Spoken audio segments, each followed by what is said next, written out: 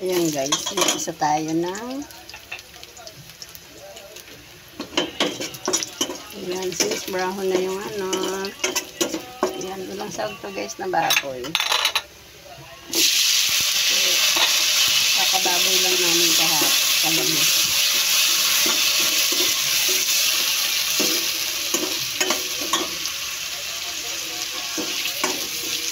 Magluluto tayo ng ginisang gulay. Mix na gulay.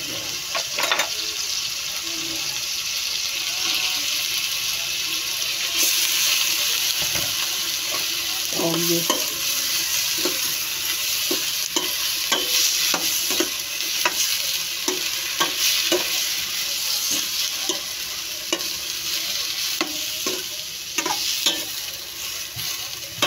Good morning po. Shout out po sa lahat ng subscriber ni Ate Moore.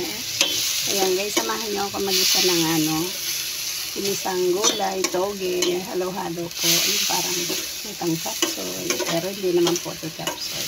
Kasi guys, hindi ko siya sinahugan ng baboy. Kasi kakababoy lang namin kagabi. Nagsigang ako kagabi.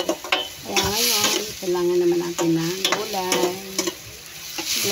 Sinilagyan ko na lang siya ng fruit juice na hipon.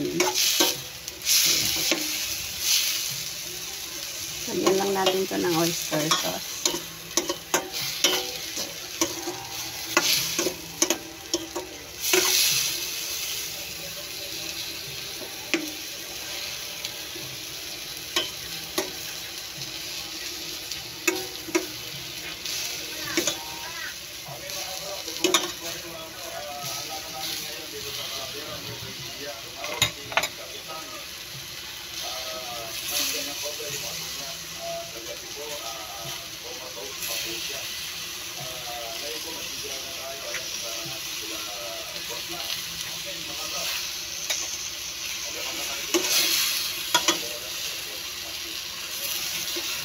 Halo natin guys ang repolyo.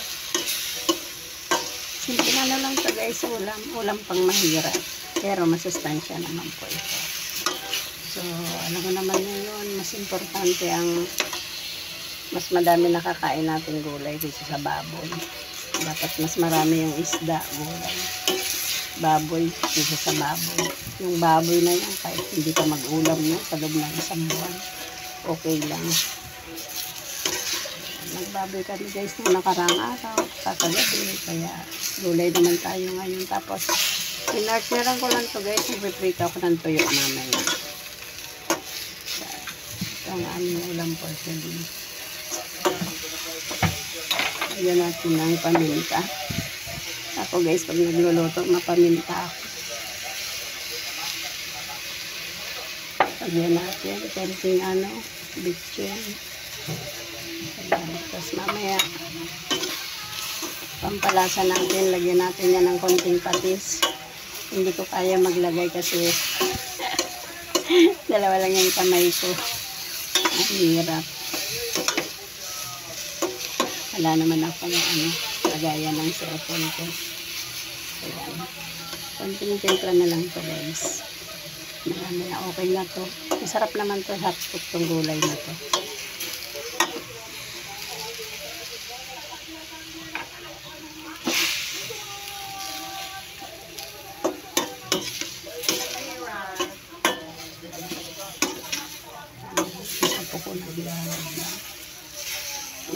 Yummy. Ayan, thank you for watching guys. Mamaya, luto na to. Kain po tayo. Good morning and shout out po sa inyo lahat.